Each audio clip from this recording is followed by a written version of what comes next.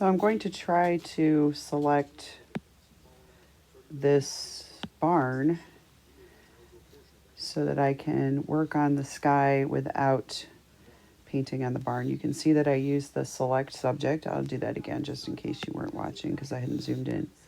Long press on this, click on select subject, and it gives me a not bad selection of this area over here. Now I'm going to switch to, actually, well, I'll try the quick selection. Add to, I think I'll make it smaller so that it's a little more detailed. Try to push it up along the tree line. Perfect. It's getting that tree line pretty good. I think I'll expand it out. I'm not going to worry about, well, yes, I'll try. Okay. So it's a little hard for you to see. Let me turn this one on so you can see it. That's really neat, actually. Okay, so now what I'm trying to do, so I made that selection as kind of like a mask, okay?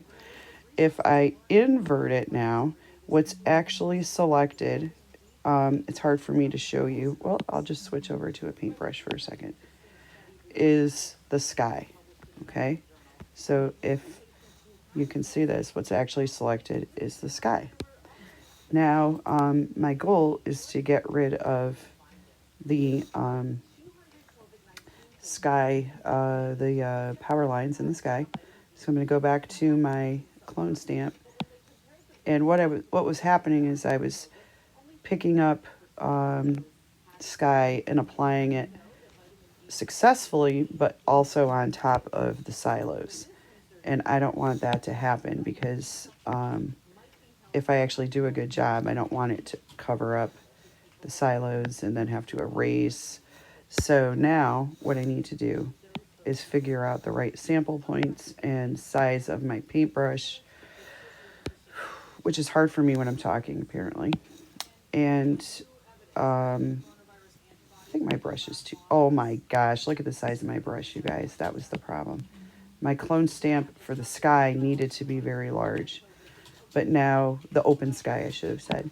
But now when I'm working over here, oh, that's so much better.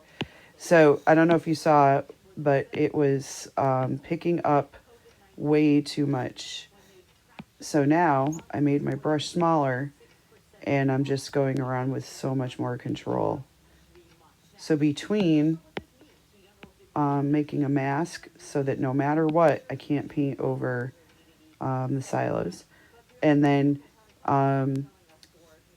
every time I touch this, the sample point tool, it turns blue. That means that the next time I touch down, it's setting, and you can actually see that cross point for a second.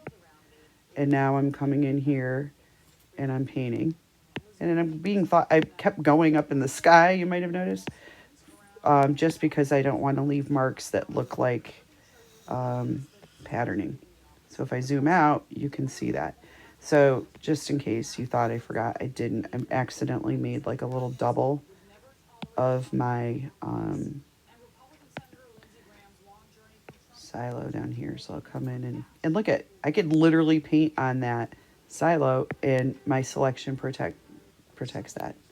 Okay, so I have a little more work to do, but I just wanted to show you that using a selection to protect your subject from your actions. So you select it first, then you hit invert in your selection tools. And I did that by using first select subject, then adding to it or subtracting, in my case with the quick selection tool, and then getting in there to finish my clone stamping.